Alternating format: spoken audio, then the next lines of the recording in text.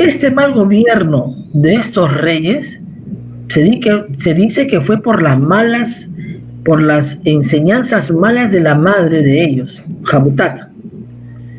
Hamutat manipuló a sus hijos ante los ojos de Dios. Ella ocupó un lugar negativo ante sus hijos, pues se rebelaban ante las órdenes de quién era su creador. Estos reyes fueron títeres de Babilonia. Hay que recordar que la ciudad de Babilonia era conocida por la belleza de su construcción y sus jardines, quien Nabucodonosor era el gobernador de Babilonia y fue quien había coronado, como he mencionado, como rey a Sedequías a la edad de los 21 años. Sedequías se alejó de Dios, manipulado por su madre, engañado por su propio corazón. Sedequías era el típico gobernante que le gustaba mucho quedar bien con los demás. Es por eso que no solo se dejaba manipular por su madre Hamutat, sino también por los príncipes y gobernantes vecinos. Le gustaba quedar bien con todos, es decir, un gobernado, como le podemos llamar, populista. Sedequías hizo un juramento al rey de Babilonia. Envió una comisión llevando una carta al rey Nabucodonosor diciendo que él se somete a su determinación y que comenzará a tributar a Babilonia con el pueblo. Menciono a Sedequías o Sedecías porque él es el último rey que quedó. Bueno, como les acabo de mencionar, Sedequías se acercó ante a Nabucodonosor para decirle que ellos iban a comenzar a tributar lo mismo que su pueblo y que a condición de eso pidió que no lo atacaran. Es más, se dice que él fue personalmente ante Nabucodonosor a decir que su pueblo tributará al pueblo de Babilonia.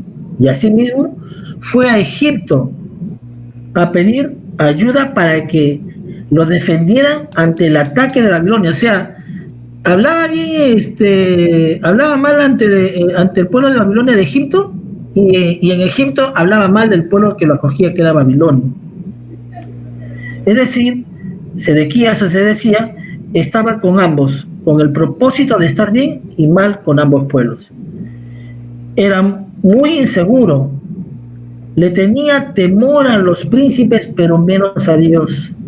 La única forma de obtener la salvación y detener la ira de Dios, recién estamos mencionando la ira de Dios, era jurar y temer al Creador, es decir, a Dios. Sin embargo, más le temía a Nabucodonosor, ¿no? Fueron sus propios ministros y reyes los que los traicionaron. Sedequías es el que rompe el pacto con Dios.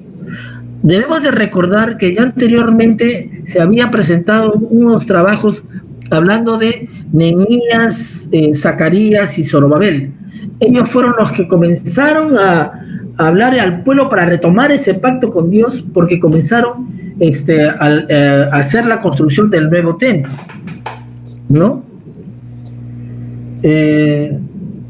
Sedequías es el que rompe, como repito, el pacto con Dios. Joacías y Sedequías fueron echados por Dios por haber desobedecido el pacto con él. Y es por eso que el matrimonio de Josías con Hamutat se le conoce como una pareja de fruto seco, pues con los hijos de ambos se terminó todo el reinado, un reinado corrupto, nefasto, perverso, malvado contra Dios. O sea, todo lo malo reflejado en ellos. Jeremías le dijo muchas veces a Sedequías que no se rebele al gobierno de Babilonia, y no quiso atender ni entender la palabra de Jeremías. Jeremías, como les dije, ¿no? Era una persona que tenía cierto contacto, podemos decir, con Dios, y él le traía el mensaje a Sedequías. Se dice que una vez entraron a las murallas, Sedequías huyó con varios lugartenientes, huyó hasta el pueblo de Jericó, donde fue encontrado y donde también fueron encontrados sus hijos y fueron degollados en su presencia. O sea, Era tanto la falta de seriedad para poder gobernar, era tanto la despreocupación de Jeremías por mantener una familia que ni siquiera sabía la cantidad de hijos varones que tuvo. A Sedequías los babilonios lo torturaron y le sacaron los ojos. Toda la ira de Dios cayó sobre él. ¿Y por qué? Por haber desobedecido el pacto que tenía con él. Sedequías es llamado un rey sin visión, porque no era necesario sacarle los ojos, sino que no tenía la experiencia como para poder gobernar Judá y Jerusalén, porque no tuvo un patrón a seguir, porque la madre, que fue la mano que se nombra constantemente, era quien le llenó la cabeza, por llamarlo así, a él, para hacer todo lo malo y volverse egoísta. Y la madre era más egoísta aún todavía. Sus 11 años de gobierno de Sedequías fue solamente nefasto, pues luchó contra los designios de Dios. Es por eso que se entendió la ira de él contra Judá y Jerusalén. Cuando digo él, digo a nuestro Creador. Es por eso que Dios envía a los Mesías, envía a Nehemías, envía a Zacarías y a Zorobabel. Ya les mencioné el motivo por el cual. Sedequías es la clara demostración de lo que no debemos ser, que a sus 21 años no tenía la experiencia para gobernar un pueblo. Fue un hombre manipulado por la madre Hamutat, por sus ministros y reyes, que luego lo traicionaron. Como padre, no supo cuántos hijos tuvo ni para qué los tuvo. La irresponsabilidad, tal cual, rompió el pacto con Dios, ese pacto que después le costó trabajo a los que mencioné, a Nehemías, a Zacarías y al propio Zorobabel. Al romper el pacto con Dios y con ella la destrucción del templo, que luego Nehemías, Ageo y Zacarías y el mismo Zorobabel participaron en la reconstrucción del templo y propiciaron el respeto al pacto con Dios. Las enseñanzas que deja este rey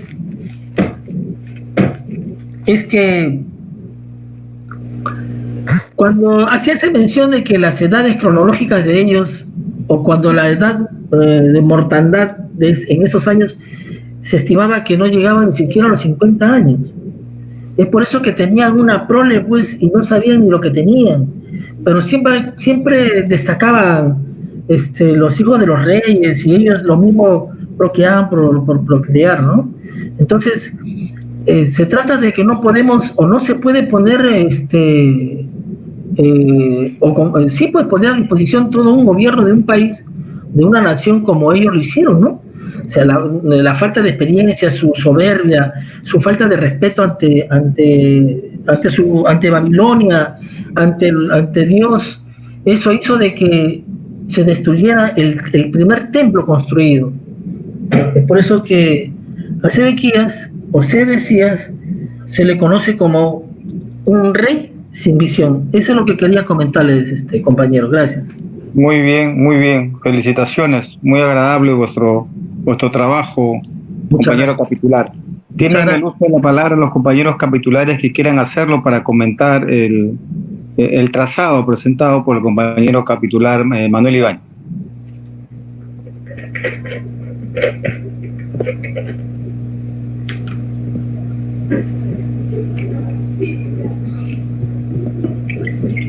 Si me permitís, gracias. Tengo algunos datos complementarios. Teresías, al parecer, y todos sus antecesores fueron castigados porque transgredieron, según ellos, habían las 3 transgresiones: idolatría, incesto y derramamiento de sangre. Son 3 de los digamos, acuerdos que habían hecho con Dios de no transgredirlos. Y es por eso que de alguna forma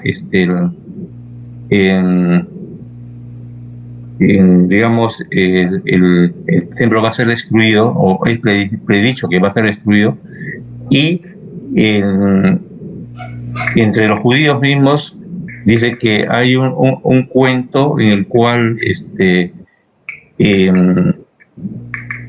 derrama, digamos, la gota que derrama el vaso de alguien que estando en el templo simplemente hace una actitud que es de no respetar la voluntad divina. Se trata de un joven que era muy rico y que,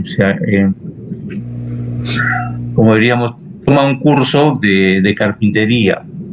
El profesor de carpintería era pobre, pero obviamente tiene la oportunidad de hacer carpetas para la venta, y le pide dinero al joven y le dice que en alguna forma si le puede prestar para hacer el trabajo. Y el joven le dice: sí, yo te voy a prestar, pero manda a tu esposa en la noche para darle el dinero. Al poco tiempo la esposa desaparece y el carpintero, el maestro, le pregunta al alumno qué sabe de su esposa. Él dice: no sé nada, pero ya que se ha ido, porque dicen que se ha ido en malas relaciones, yo buscaría que divorciarme, le aconseja el alumno. Y el señor, el maestro carpintero acepta tal cosa, pero para eso la comunidad judía pide dinero. Y entonces el carpintero le vuelve a pedir dinero al alumno, y el alumno le da, y se declara el divorcio. Como el carpintero no puede pagar el préstamo, el alumno le exige el pago. La única forma de pagarle era de que le sirva, y el maestro se convierte en sirviente. El sirviente, que era el maestro, el día que va a servirles, encuentra que su esposa era la esposa del alumno. Y la metáfora de esto es que la impotencia y la justicia de eso hace de que se colme, se colme el vaso, de lo cual el profeta decía que iba a ocurrir, que eso se iba a hacer en contra de la voluntad de Dios. ¿Por qué? Porque todo lo que había hecho el alumno está dentro de la ley, no estaba penado. No está penado prestarle a un maestro, no está penado tener relaciones con una desconocida, no está penado el que se divorcie, no está penado el que se case con una divorciada, no está penado en que, digamos, le dé una condición diferente a un maestro. Y entonces la metáfora, la moraleja de esto es que realmente se puede hacer todo de acuerdo a la ley, pero si no está de acuerdo al espíritu de la ley, obviamente es castigado por Dios. Y es, digamos, una de las leyendas que más aprecia el pueblo judío, aun cuando pareciera muy superficial. El hecho de no hacer las cosas de acuerdo al espíritu de la ley, y que eso, en este caso, hizo de que pierdan el primer templo, el más simbólico, porque aun cuando el otro fue hecho también con iguales medidas, obviamente era una reposición y no el cumplimiento de un mandato. Es todo, maestro. Muchas gracias. Pedro Pablo está todavía en la reunión.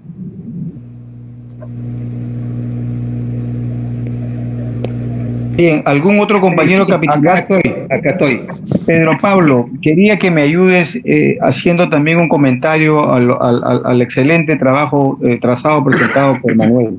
Mira, yo personalmente entiendo que el temor de Dios al que se hace referencia tiene que ver con el respeto a las normas establecidas en el momento en el pueblo judío determinado, ¿no? Pero existe el temor de Dios va más allá de estas normas dentro de la sociedad, ¿no?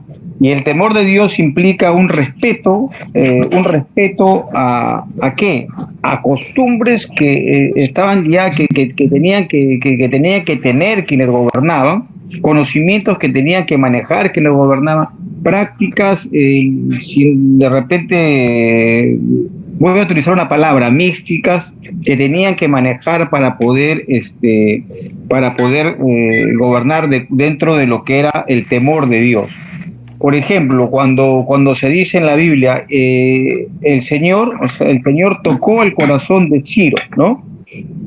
No solamente significa que lo iluminó, ¿no? o que lo hizo bueno de un momento a otro, no significa también que él tuvo que pasar por un proceso de conocimiento que lo haya hecho entender que porque Israel, por ejemplo, era el pueblo elegido, ¿no? Que era un pueblo especial en la medida de los conocimientos de los que era heredero.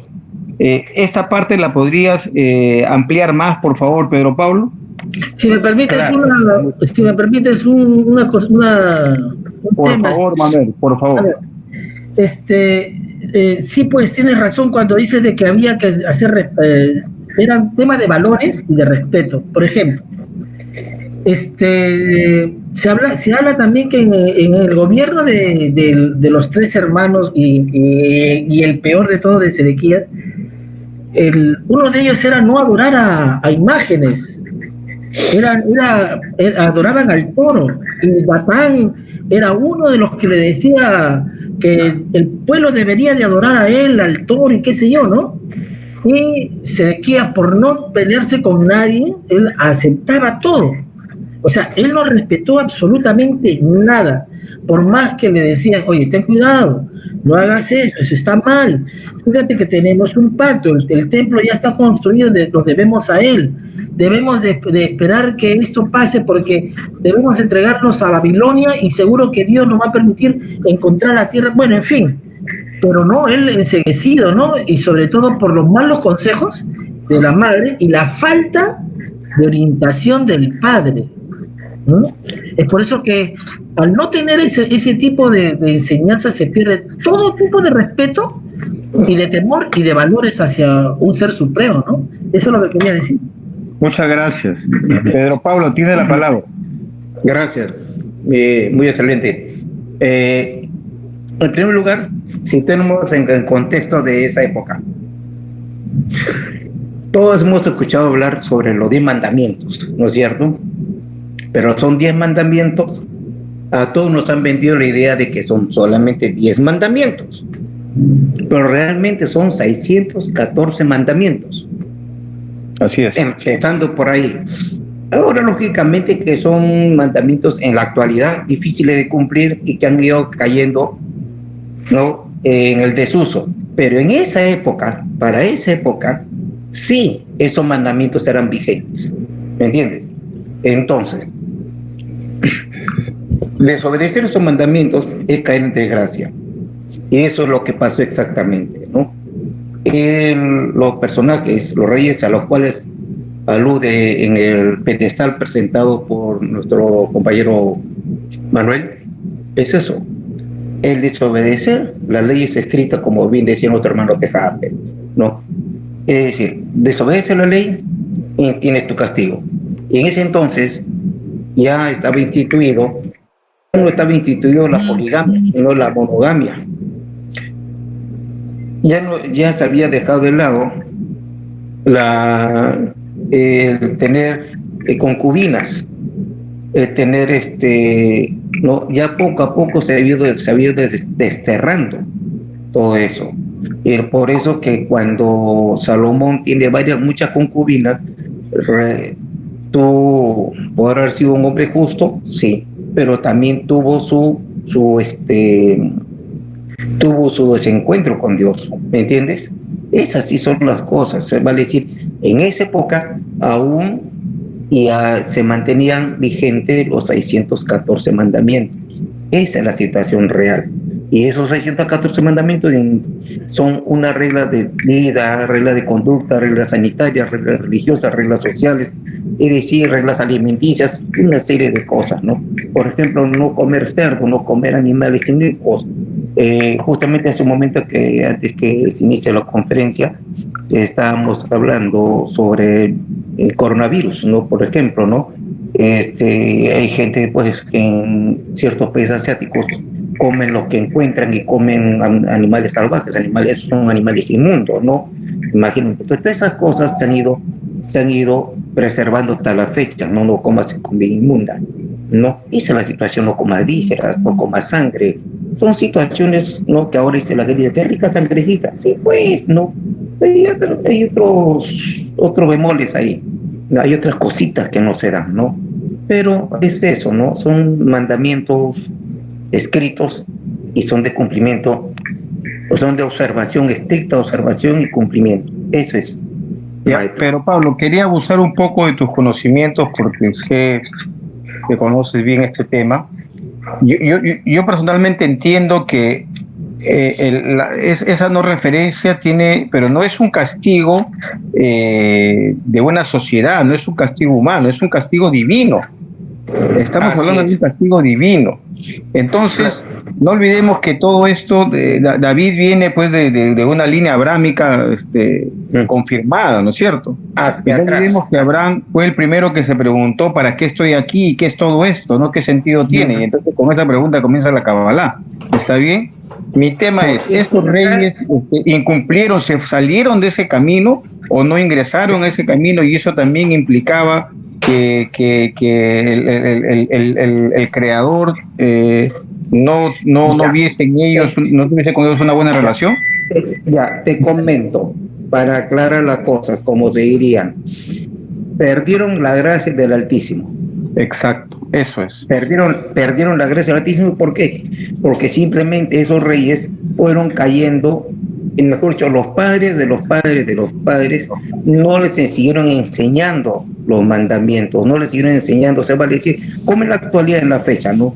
Nosotros, lo que es nuestras generaciones, realmente hemos sido criados pues en el respeto hacia el vecino, hacia el prójimo, hacia los padres, hijos, tíos, ¿no?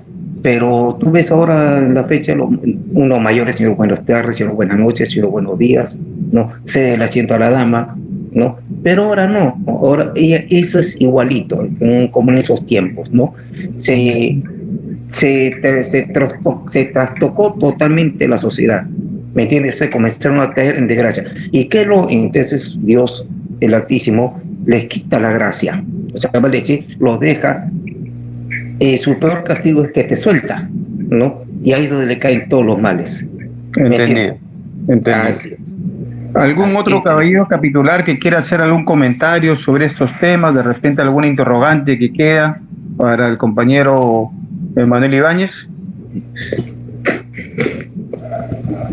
Perdón, Pedro Tejada. Sí, por favor, tienes el uso de la palabra. Yo tenía también anotado acá que Lucía, él trata de volver a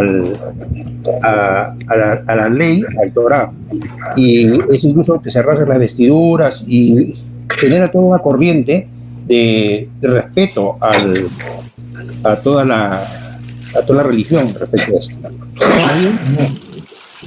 Él fallece cuando en una guerra que los faraones estaban aquí con Babilonia. Él quiso unirse a este grupo de los faraones, pero parece que confundieron el hecho y lo tomaron como enemigo y lo matan en la primera batalla. En este caso el faraón Neco. ¿Me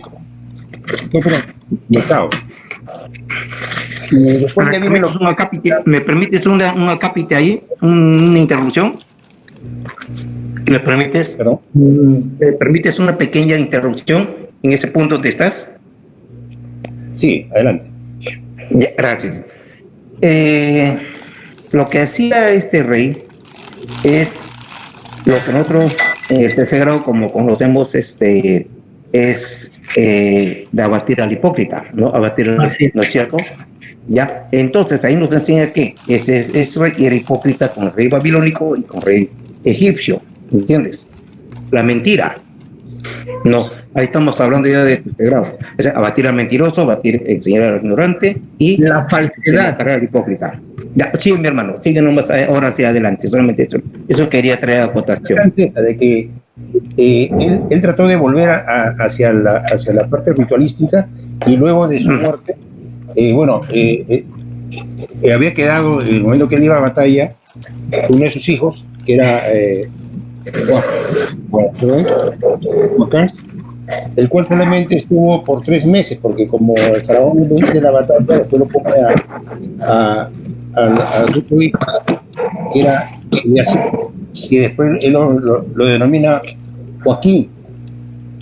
Y Joaquín estuvo que toma más o menos 25 años el cargo de rey, y estuvo 11 años, que después lo sucede a su Joaquín hijo, ¿no?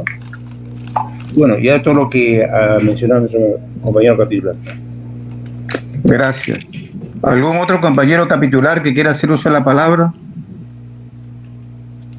Bien, solamente entonces, una cosa. Sí, por favor, Para sustentar lo que ha dicho Pedro Pablo. Sí, pues efectivamente la mentira se castigaba, ¿no?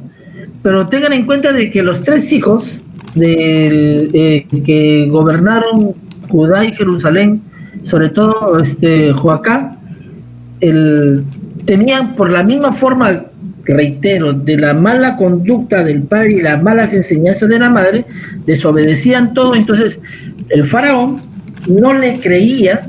¿Por qué? Porque el gobierno era tan es que no sé cómo explicarlo, que estaban con Dios y estaban con el diablo. O sea, convencían a uno y convencían al otro, y la actitud capital del faraón era o matarlo. Entonces es por eso que él dura solamente 3 meses y muere, no se sabe más, ¿no? O sea, todo es una sola línea nada más: falsedad, mentira, falta de respeto y todo lo que hemos mencionado. Eso es lo que acabo de decir. Muchas gracias. Muchas gracias. Entonces, con la intervención final del compañero capitular Manuel Ibáñez, damos por concluido este punto de la agenda. ¿Hay algún otro punto de la agenda? Muy excelente, compañero Juan López.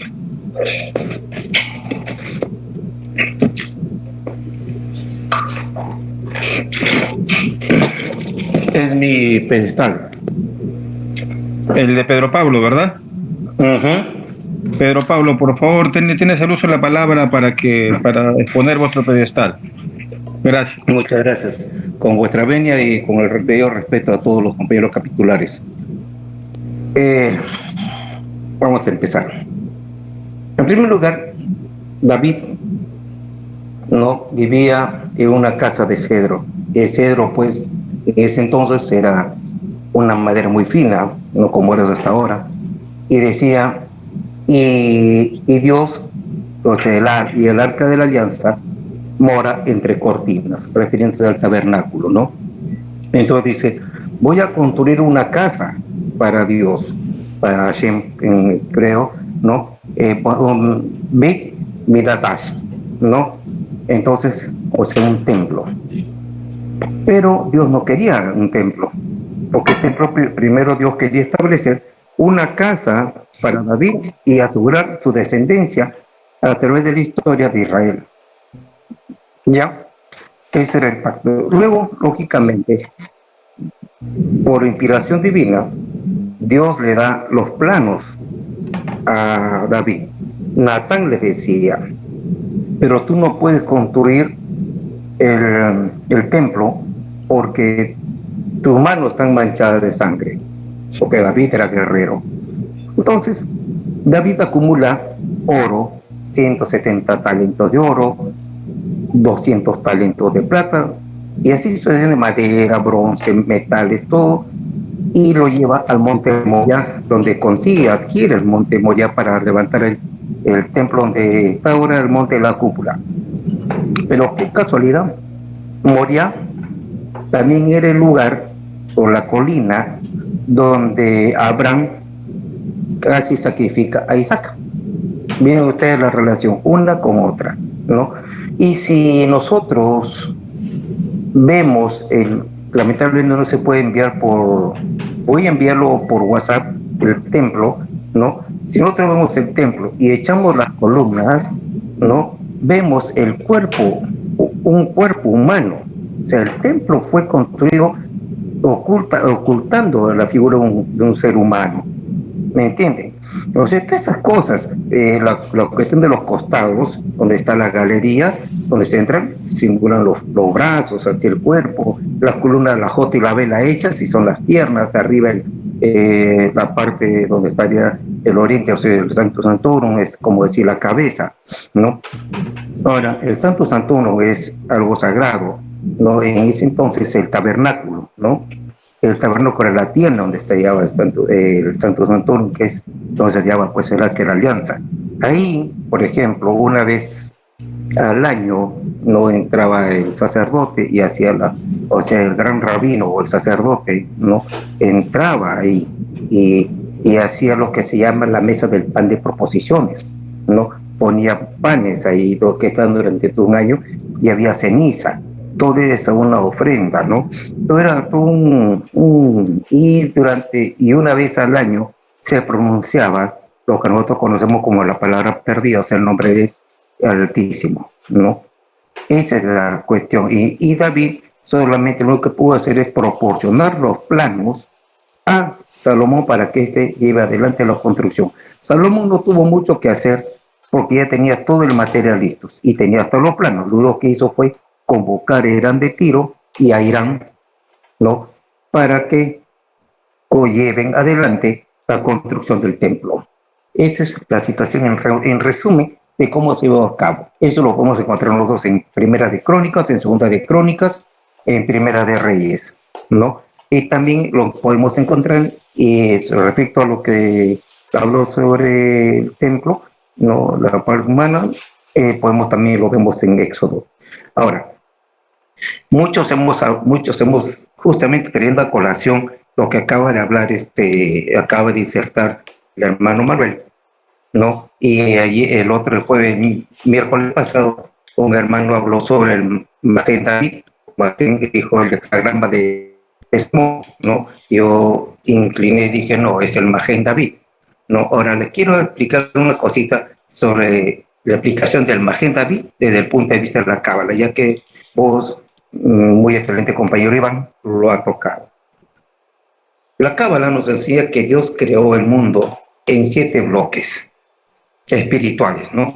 Sus 7 atributos emocionales, de tal forma que la creación es un reflejo de estos 7 atributos fundacionales. Ellos son Gesed, que significa la bondad, Jerubá, que significa severidad, Tiferet, que significa armonía, Netzach, que significa perseverancia, Jod, esplendor, y eso, cimiento, y Malhut, realeza. Estos atributos se dividen en 3 columnas, derecha, y centro e izquierda. Derecha está Jerubá, la severidad, con Jod, el esplendor. El centro es Tiferet, o sea, la armonía, y Esod, cimiento, y Malhut, realeza. A la izquierda es Yesed, bondad, y Netzhat, perseverancia. Del mismo modo, el Magén David posee 7 compartimientos y 6 picos que sobresalen del centro. El extremo superior derecho es Gesed o bondad. El extremo superior izquierdo es Jerubá o severidad. El pico central superior es Tiferet o la armonía. Ojo, la armonía. La Cábala también nos enseña que Tiferet encuentra su fuente en el Keter. O sea, hay una corona que es infinitamente mayor a todos los atributos divinos que están vinculados a la búsqueda mundana de crear el mundo. O sea, hay una corona que está sobre el Magén David. Bueno, nosotros encontramos el Magén David en nuestros templos, ¿no? En nuestros templos está el Magén David. Claro. Esa es la explicación. Ya, el extremo inferior derecho es Netzhat o la perseverancia. El extremo inferior izquierdo es Job o el esplendor. Y el centro es Yesod. Yesod es el cimiento y como tal todos los demás atributos tienen su raíz en este atributo. Y se desprenden de él el triángulo inferior del Magen David, ¿no?, que desciende del centro, es Malhut o la realeza. Este atributo, ojo, absorbe la energía de los 6 atributos superiores y los utiliza para descender y crear todo y reinar sobre ellos. Ya, muy bien. Vamos hablando ya en cuerpo humano. ¿Dónde se genera la energía más pura en el ser humano? ¿No es cierto que es en la parte inferior? ¿No es cierto? El chakra inferior del Muladhara. Es donde están los testículos, donde genera vida, ¿no es cierto? Y eso sube hasta nuestra inteligencia, ¿no es cierto? Ya, esa es la parte. Nosotros tenemos que analizarlo desde el punto esotérico. Y en primero, segundo, tercer grado se da el simbolismo. Y acá todo es esotérico. Todo se maneja en fuentes de energía y todas esas energías son manejables y canalizables mediante la enseñanza y mediante la escritura y el buen deseo de todos nosotros, ¿no? Por ejemplo, un judío no ve a otro judío hace más de 3 días. Entonces le dice, Shalom, ¿no? Pero no es el Shalom seco, Shalom alajaim, ¿no? O sea, la paz está contigo, ¿no? Ese es un saludo de reconocimiento, ¿cómo estás?, ¿no? Son situaciones distintas. Y ahora se maneja el idioma y se maneja las actitudes. Todo positivismo, todo es bonito. Uno tiene que ver la forma distinta de la vida. Y esto nos enseña a que la vida es hermosa. Esto, mi estimado, ya cuando estemos en muy en directo, creo que vamos a tener que explayarnos con una diapositiva, porque así es un poco difícil. Muchas gracias, mi excelente compañero.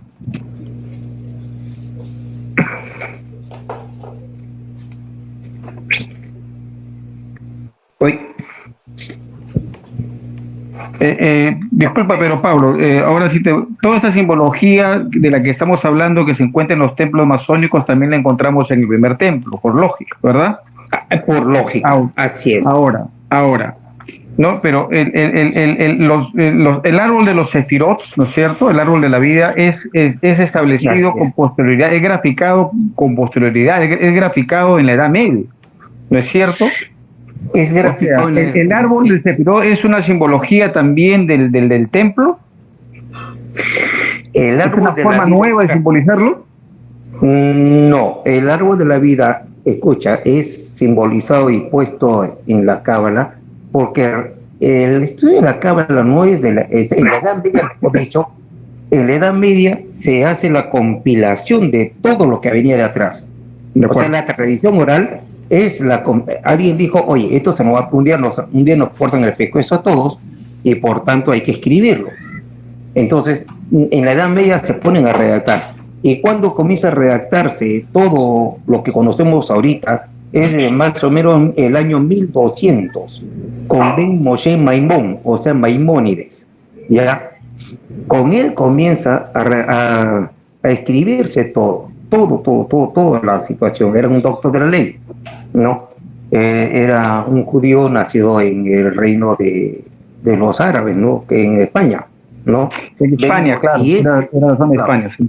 Así, y Ben Moshe Maimón, o sea, Maimónides, es quien comienza a modificar, mejor dicho, en la escritura hebrea antigua no se sabía si era presente, pasado o futuro. Entonces, Ben Moshe le pone los signos de puntuación, los puntitos arriba, puntitos abajo, comitas arriba, comitas abajo, ¿me entiendes? Tú has visto las letras hebreas tienen puntitos, a veces abajo, arriba, izquierda, ¿cierto? 1, 2, 3, ¿no? Ya, esto significa si lo que dice está en presente, está en pasado o está en futuro, ¿me entiendes? Entonces, antes eso estaba escrito, pero lo que mandaba es la tradición oral, porque una cosa es pronunciar, decir, oye, estará, y otra cosa es está, ¿no? Entonces, para evitar la tergiversación. Entonces, es por eso que las escrituras muchas veces han sufrido tergiversaciones porque no han sabido interpretar yo traduje la escritura, pero lo traduje desde mi punto de vista, pues, ¿no? Pero no solo lo tradujo desde el punto de vista del quien lo escribió. Entonces, por eso que los hebreos comenzaron a manejar el idioma, ¿no? Como una cuestión muy reservada y tradujeron todas las escrituras al idioma, ¿no? Y ahí han salido los traductores cristianos haciendo las traducciones. Es por eso que no tenemos Reina Valera dice A y el otro dice B y el otro dice C, ¿no? Pero en el fondo dicen casi lo mismo. Por ejemplo, en Isaías 40:20 dice, aquel que mora sobre el círculo de la tierra. Y el otro dice, aquel que mora sobre el globo de la tierra, ¿no? ¿Me entiendes? Entonces, y ya en Isaías se sabía que la tierra era redonda, ¿no? Es como dicen, oye, ¿por qué Cristóbal Colón salió? Cristóbal Colón salió en una fecha muy memorable para el pueblo hebreo, antes de la partida, ¿no? Salió en plenilunio, salió en luna llena, pues una situación muy todo es esoterismo, todo es como se dice, ciencia reservada, pongámoslo así, ¿no? Hay muchas cosas que nosotros ignoramos, pero que nos han vendido por muchos, por poquitos. Lo interesante es, en estas reuniones que tenemos, en estas asambleas, es tratar de escudriñar exactamente qué es lo que se nos dice, qué es lo que se nos ha ocultado, o qué es lo que queremos, qué es lo que quieren que veamos, y qué es lo que quieren que nosotros descubramos. Porque, ojo, cuando en las escrituras dice, cuando haces algo, primero piensa que es a la gloria de Dios, ¿no? A la gloria de Hashem o la gloria de Altísimo. Y eso lo vemos nosotros en nuestros trabajos locales. En el simbolismo acá, cuando aperturamos los trabajos, los dedicamos a la gloria del Altísimo, ¿no es cierto? ¿No? Ya, esa es la situación real. Por ejemplo, una de las cuestiones que ahora que estamos acá reunidos y ya estamos hablando de cositas, ¿no? Por ejemplo, en el rito escocés y en el rito de York. En el rito escocés antes había, por ejemplo, el silencio inicial. Que lo introdujeron, lo pusieron, no sé, ya, pero estaba puesto, ¿no? O cuando la gente dice, oye, Usá, ¿qué significa Usá? No, es la invocación. Uno invoca la protección, porque la protección está en el volumen de la ley que está puesto en el ara. Por eso uno dice, Usá, levanta la mano y dice, Usá, hacia allá, ¿no es cierto? Ahora, otro dice, no, que es una burra, qué caballería. No, un ratito, acá todo es esotérico. Acá todo tiene un porqué de las cosas. Hay un porqué. Y ese porqué es que nos congrega a nosotros acá a estudiar todos los porqués.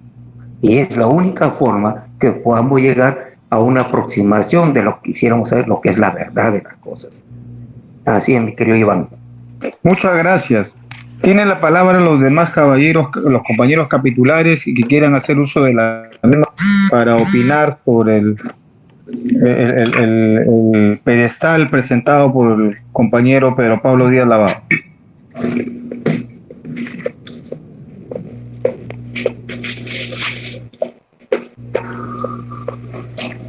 Yo tengo algún dato que obviamente creí que él podría haber desarrollado y de repente me puede aclarar, porque encontré que los planos del templo se llama Betamigrat en judío, creo.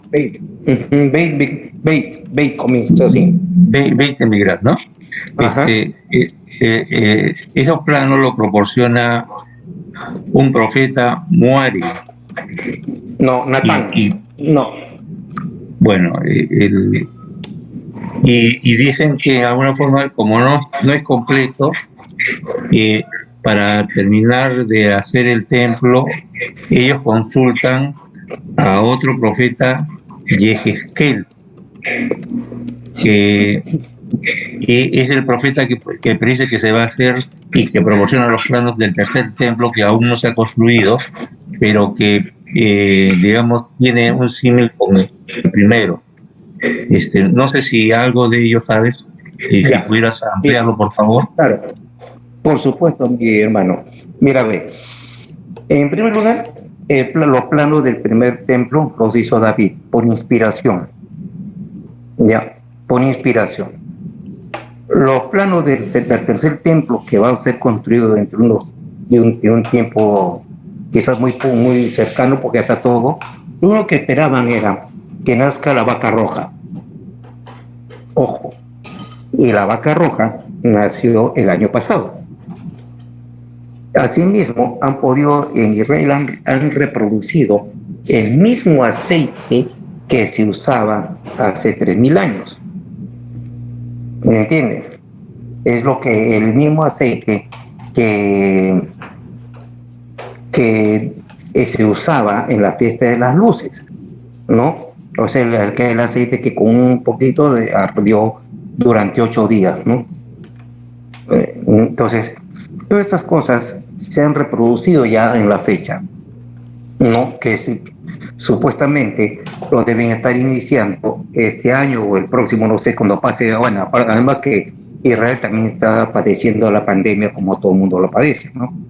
No, diferente, ¿no? Vale decir, todo el mundo está imbuido de esto, ¿no? Y seguramente en cualquier momento iniciarán, solo que tenemos un problema ahí, que los árabes no lo quieren, los musulmanes. Israel dice, sí, voy a construir en el mismo lugar, o sea, vale decir, te voy a borrar la cúpula, compadre, porque ese lugar, el monte Moriah, es el monte donde se levantó el templo de Salomón. Esa es la situación real. No, pero los planos los hizo David por inspiración. Pero David tenía a otros profetas como sus consejeros, pero el profeta principal al cual consultaba David era Natán. Así. Sí, Natán. ¿Me permites, hermano? Por favor, ¿quién está con la palabra? Pero deja pidiendo la palabra. Muy bien, Pedro, tienes el uso de la palabra, compañero capitular. Sí, compañeros. Yo estuve revisando un poco referente a la historia cuando destruyen el templo y hacen referencia a los planos. En esa referencia refieren que los babilonios, cuando se llevan todo menos el arca. Se menciona todo menos el arca. Y el quien estaba haciendo esta investigación refiere que existe un plano, y lo cual ha sido recientemente descubierto. Hay todo un video sobre eso, bastante extenso, que lo podríamos revisar. Yo le puedo enviar el link, pero refiere que el Santo Santuario, en realidad, cuando se hace en el plano del templo, es 4 veces el área que era cuando estaba en el desierto. Y en realidad tiene un sistema para poder ocultar que cuando llegan los babilonios a llevarse todo lo que había supuestamente dentro del templo, no encuentran el arca, pero las columnas, y hace referencia, las columnas dan las medidas, las dimensiones, que tiene en la parte superior, tiene unos capiteles que son de bronce, bastante pesados, sólidos, y las columnas eran huecas. Y esto hace una especie, viendo el plano es muy sencillo darse cuenta, pero yo lo voy a tratar de explicar. Se convierte en una especie de palanca inversa, donde hay un punto de apoyo y la parte de donde está el arca puede ser cambiada de posición, es decir, que pueda descender cuando los capiteles en el interior de las columnas huecas se introducen. Se dice que los capiteles tenían alrededor de 5 codos y cuando llegan los babilonios tenían alrededor de 3 codos solamente, pero es porque ya había sido funcionado en una especie de trampa, tipo palanca, donde uno podía haber, ahí en el diseño, yo le voy a pasar ahora el link de la referencia, le puedo mencionar, digamos, sí, como YouTube lo puede ubicar como el gran secreto del templo del rey Salomón, el gran secreto del templo de Salomón. Y en la parte de sección 2, son dos capítulos, ahí pueden ver el detalle de todo lo que les estoy explicando, y refieren de que esto funcionaba como plano, una gran disposición, y por eso cuando destruyen ya las columnas no pueden encontrarlo, pero todo eso tiene un sistema de trampas de arena realmente, y con el peso, claro, de los capiteles. Y también hace referencia, buscando también otra información al respecto, de otro, digamos, buscador de información, que tiene un símil con lo que es las pirámides de Keops, que también tiene un sistema así también tipo trampa, y donde tiene debajo una zona de agua, digamos, ¿no? En todo esto lo que yo le puedo dar el alcance, porque es bastante extenso, el video tarda alrededor de 2 horas, 1 hora y media, para revisarlo, pero tiene bastante posibilidad de que sí sea esa una condición, porque después que han hecho excavaciones también han encontrado restos digamos, no solamente del conducto que puede haber llevado esto para que puedan haber sacado el arca de la zona cercana de Jerusalén, que por cierto, claro, está en el monte Moriah, y hace toda una referencia también de cómo habría sido construido y cómo han sido después nuevamente tratado de destapar, digamos, el templo, pero digamos los 2 o 3 niveles que tienen ahora diferente cuando inicialmente se creó, ¿no? Yo no he desarrollado el trabajo en detalle porque bueno, no iba yo a ser el expositor, pero sí lo revisé y saqué algunos alcances, que es lo que quería hacerles llegar. Yo lo que les puedo pasar ahorita por WhatsApp, quizás sea algunas imágenes de lo que sería el plano, que hacen referencia, y bueno, cualquier cosa para discutirlo si es que hubiera la oportunidad, ¿no? Ahora o más adelante. Muchas gracias, compañero capitular. ¿Algún otro compañero que quiera hacer uso de la palabra? Sí, compañero, ¿me permites un ratito? ¿Podría participar? Por supuesto. ¿Quién está hablando? Pedro Pablo García. Fernando García. Pedro Pablo, escuchemos a Fernando García para que luego tú como expositor le contestes a los dos, ¿está bien? Magnífico. Ya, ok.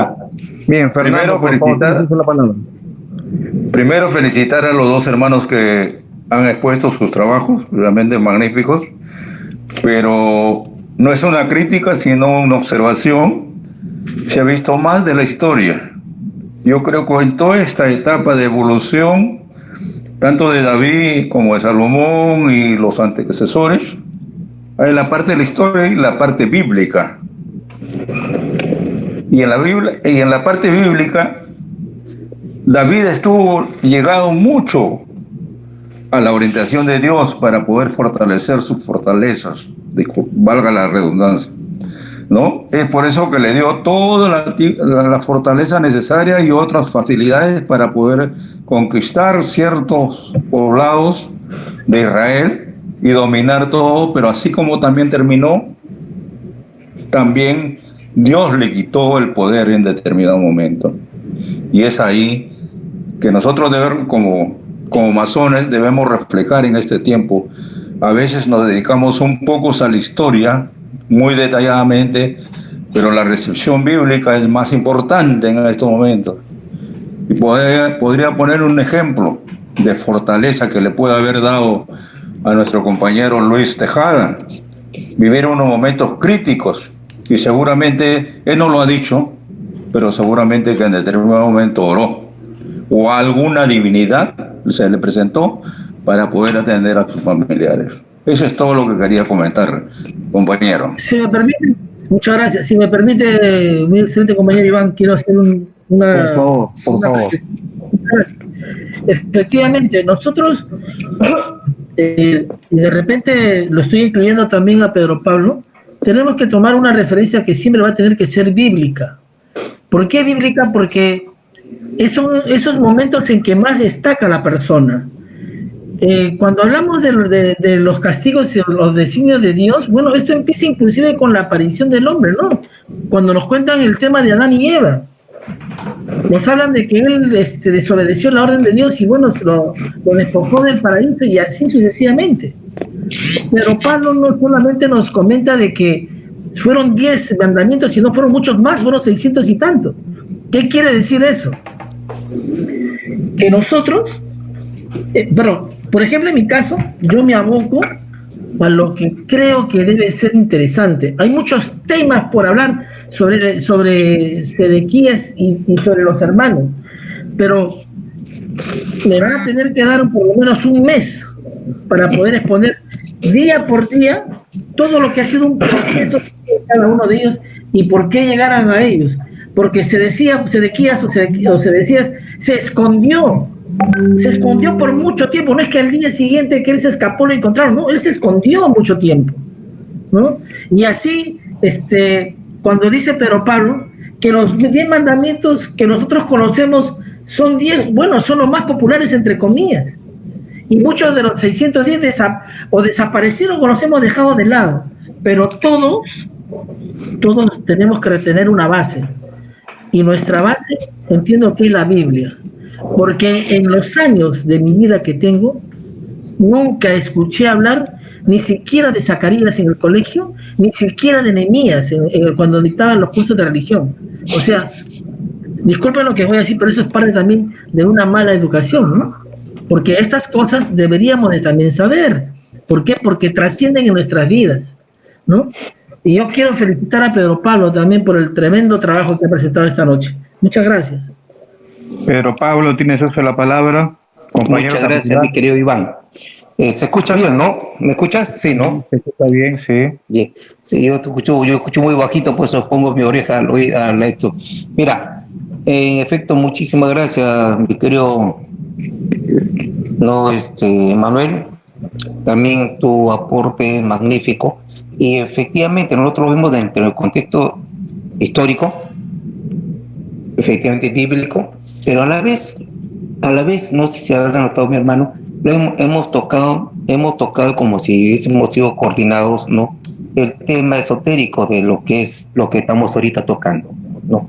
O sea, el esoterismo puro, ¿no? Porque la masonería es esotérica, o sea, va a decir ciencia oculta. No ciencia oculta para la maldad, no, ciencia oculta para lo bien, o sea, para lo bueno, para sacar lo que nosotros debemos ser. Miren, vean, los que estuvimos antes, estamos ahora y estaremos mañana, ¿no? Ya que estamos hablando de estos temas, ¿podemos desarrollarlo? Claro, en la medida en que sea prudente, para que también se pueda prestar atención, ¿no? Claro. Entonces, nosotros vemos 3 etapas, ¿no? Primer templo, segundo templo y ahora un futuro tercer templo. Acabo de decir yo, estuvimos antes, estamos ahora y estaremos mañana. Hay una figura bíblica, hay una historia bíblica muy conocida y esotérica a la vez, cuando es el fenómeno de la transfiguración, ¿no? Donde Jesús el Cristo, ¿no? Todo el mundo cristiano seguidor se está en el desierto dentro de los 40 días, 40 días, ¿no? Ojo, número 4, ¿no? Se aparece, hay 2 personajes que están a su lado Pedro y a su lado está Juan, y se aparecen 2 personajes, ¿no? Y él dice, se le aparece Moisés y se le aparece Elías. Vine antes y luego dice, vino después y ahora vengo a dejarlo por última vez las enseñanzas, ¿no es cierto? Miren el punto esotérico de la Biblia. ¿Haya existido o no haya existido Jesús el Cristo? ¿Está bien? Eso es al margen de estas cosas. No haya o no haya existido, pero miren ustedes el mensaje que nos dan ahí, ¿no? ¿Qué nos están diciendo? ¿Qué nos dicen? Oye, venimos, retornamos y retornamos, ¿no? Retornamos varias veces para mejorar la vida de cada uno de nosotros. Los que estamos ahora reunidos en este mecanismo, es que hemos ya estado antes juntos y mañana seguiremos juntos. Eso es lo que nosotros tenemos que entender, ¿me entiendes? Eso es lo que tenemos que entender. ¿Hacia dónde vamos nosotros? ¿Hacia dónde vamos como grupo humano, como almas inteligentes, como almas vivientes? Ojo, almas vivientes, ¿no? Almas vivientes, porque en el Génesis dice, somos almas vivientes. No dice que es el alma pena, no, somos almas vivientes. El alma viviente es esto, lo que está acá, la inteligencia. Y el espíritu es la energía, que nos da Dios para que movamos este vehículo que es material, ¿no? Esa es la parte que nosotros tenemos que comprender. Tanto es lo que se ve en logia, es lo que se ve en el templo de Jerusalén, es lo que se ve en el capítulo. Vemos la ceremonia del Real Arco, vemos la ceremonia no completa y vemos perfectamente bien lo que se está en el piso cuando se ponen las luces y todo lo demás, ¿no es cierto? Entonces, vemos, tratemos de captar la parte esotérica de todo esto, o sea, la parte que no queremos, que nos negamos nosotros a ver. Eso es lo que nosotros tenemos que ver. Eso es lo que tenemos que hacer, es tratar de ver. Descurre el velo. Recuerden, hay que descurrir los velos, ¿no es cierto? Ya, eso es nuestra finalidad. Esa es la finalidad por la cual estamos acá reunidos.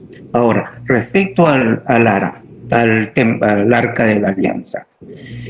Hay muchas historias que dicen que los templarios se lo llevaron, los templarios lo ocultaron, que los sacerdotes lo ocultaron, que los romanos jamás se lo pudieron llevar, ni los babilonios lo quiso, nadie se pudo llevar el arca. No es cierto, hasta los nazis lo estuvieron buscando.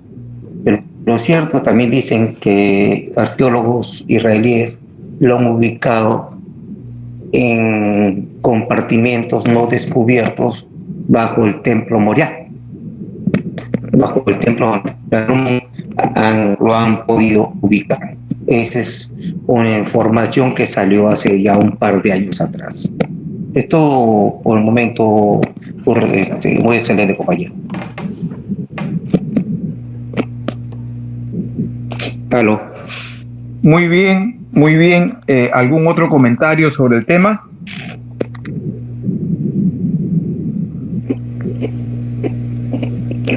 Compañeros capitulares, ¿hay algún otro comentario sobre el tema? Bien. Yo quería también decirles que en los primeros grados y ante la influencia de muchas ideas que conviven en la masonería, hablar a veces de esoterismo, de misticismo, para algunos que no conocen los grados en los que estamos trabajando, hay una, si no distorsión, para no usar esa palabra, sino hay un desconocimiento en torno a la esencia misma institucional. Si ustedes leen su ritual del arco real, del que estamos trabajando hoy por hoy, que es el de origen inglés, en el momento de la exaltación de un maestro masón al grado de compañero capitular, miembro del arco real, hay 3 lecturas que hacen los principales. La primera lectura es una lectura histórica. La segunda lectura es una lectura simbólica. Y la tercera lectura es una lectura mística. Es decir, son 3 niveles de conocimiento o 3 niveles de conciencia en los que nosotros tenemos que ir trabajando. Y el último, creo yo, es al que está haciendo referencia el compañero capitular Pedro Pablo Díaz. Entonces, también hay muchísima información, como bien dijo el compañero capitular Fernando. Hay mucha, o Pedro Tejada, quienes alguna vez se han interesado por leer estas historias de personajes, de personas serias, ¿no? Porque hay que saber discriminar también entre quienes hablan por hablar o escriben por escribir, entre quienes pueden ser serios en sus trabajos. Hay también referencias a templos construidos anteriormente al templo del rey Salomón, dentro de los mismos principios y dentro de los mismos conocimientos. Sin embargo, para nuestra cultura, para los que estamos ahora aquí, el templo del rey Salomón significa la esencia, la exégesis de todo el conocimiento iniciático, místico que los seres humanos tenemos que tener. ¿Para qué? ¿Para qué? ¿Para qué? Porque la primera pregunta de Abraham fue muy sencilla, pero muy profunda. Todo esto que estoy viendo, ¿qué sentido tiene? Y entonces, encontrar el sentido de la creación. ¿Cuál es el sentido de la creación? El aprendizaje y el retorno. ¿Está bien? implica recibir y dar. ¿Alguna otra intervención, por favor, compañeros capitulares?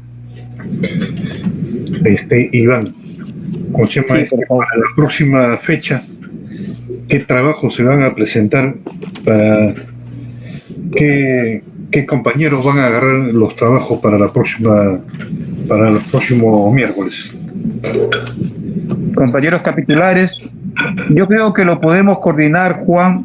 César lo puede coordinar, nuestro primer gran principal, en el transcurso de la semana e ir informando vía el WhatsApp. ¿Sí? ¿Le parece? Bien, ya está. Yo le voy a... Ya le consulto y ya vemos con quién así es. Compañeros capitulares, entonces creo que ya habiendo agotado los excelentes pedestales presentados por Manuel y por Pedro Pablo, damos por concluida esta reunión. Nos despedimos con todo el corazón, con una oración para todos, para que en nuestras casas reine la salud, la fraternidad, y que este mal que nos está en estos momentos agobiando sea vencido por la bondad de nuestro Creador en lo más pronto posible. Muchas gracias con todos ustedes. Buenas noches. Buenas noches. Buenas noches, compañeros. Un abrazo a todos. Que Dios me los